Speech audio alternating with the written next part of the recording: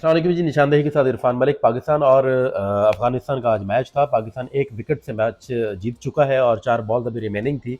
नसीम शाह ने आखिर में 2 लगातार छक्के लगाए और उन छक्कों की मदद से पाकिस्तान मैच जीता। बात की जा रही है जी अफगानिस्तान का गुरूर पाकिस्तान ने खाक में मिला दिया। भाई काहे का गुरूर यार? गुरूर उसको होता है जिसके अंदर हुस्न हो। वो कहते हैं ना जी, हुस्न के साथ नज़ाकत आ भी जाती है। तो गुरूर कैसा? आपको लगता है ऐसा कोई हुस्न है अफगानी टीम में इस वक्त कि वो गरूर करना शुरू हो जाए जो पाकिस्तान खाक में मिलाएगा?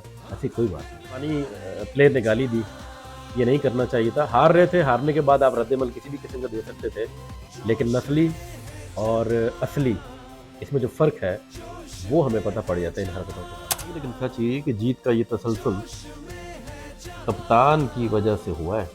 मतलब बाबर आजम की बात कर रहा हूँ। होता है अफगानिस्तान से और बाद लोग इसको अफगानियों को कचरा उठाते हैं, सुबह कचरे वाले आते तो ये करते, वो उनकी नखरे अलग होते हैं, शुक्र है कि हार गया है। ये एक वाकई संजीदा बात है, गलत बात है। ऐसे इल्ज़ामात नहीं लगाने चाहिए। अगर वो कचरा उठाते हैं तो मेहनत करते हैं, ये कोई जुर्म नहीं है, ये कोई गुनाह नहीं है।